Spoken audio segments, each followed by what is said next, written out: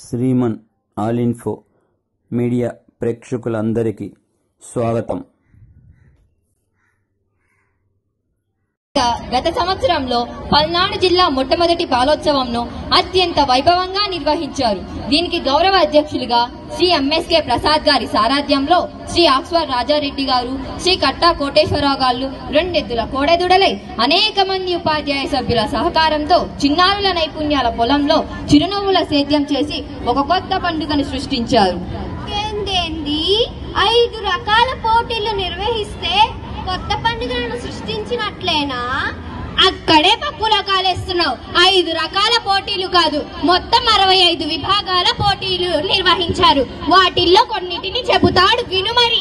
అవును, నీవన్నది అక్షరాల నిజం. పల్నాడు జిల్లా మొట్టమొదటి బాలోత్సవంలో ఏ పోటీలు నిర్వహించారయ్యా అంటే, ఏకపాత్రలు నిర్వహించారా, రంగు వల్లలు పెట్టారా, శాస్త్ర నృత్యము చేశారా, కోలాటములు ప్రదర్శించారా, లఘు నాటికలను పెట్టారా, పద్యగానము చేశారా, వినరా సోదర బాలోత్సవాల విషయం చెబుతాను.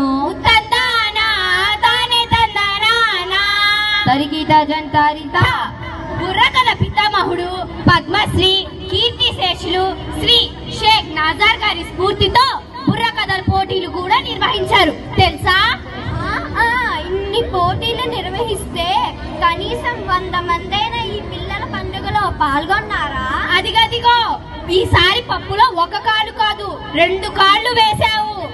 65 విభాగాల్లో నిర్వహించిన పల్నాడు జిల్లా మొట్టమొదటి బాలోత్సవంలో జిల్లా నలుమూలల నుండి 8500 మంది విద్యార్థులకు పైగా పోటీలో పాల్గొని వారి వారి అద్భుత నైపుణ్యాలను ప్రదర్శించి ఎంతో మంది మన్ననలను పొందారని చెప్పుటకు ఎంతో సంతోషిస్తున్నాము.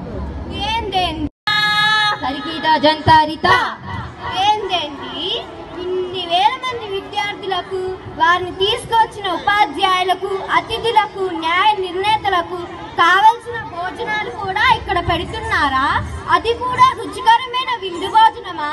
మరేమనుకుంటున్నా, మన పల్నాడు బాలోత్సవం అంటే 9000 మందికి భోజనాలు ఏర్పాటంటే మాటలా?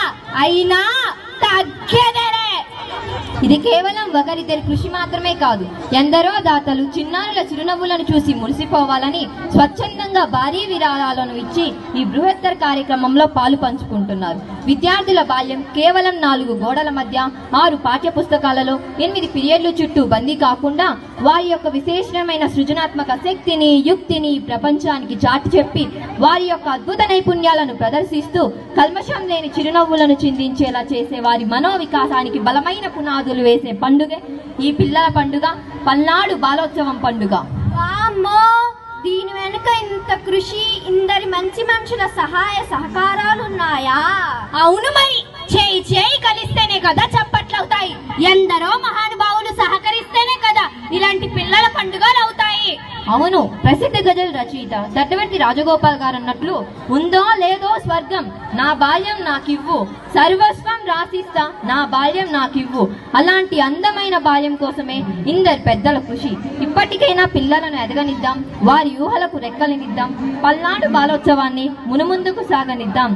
మంగళం మన భరతమాతకు, మంగళం జయ మంగళం, మంగళం మన తెలుగు తల్లికి, మంగళం జయ మంగళం, మంగళం మన పల్నాడు జిల్లాకు, మంగళం జయ మంగళం, మంగళం మన బాలోత్సవానికి, మంగళం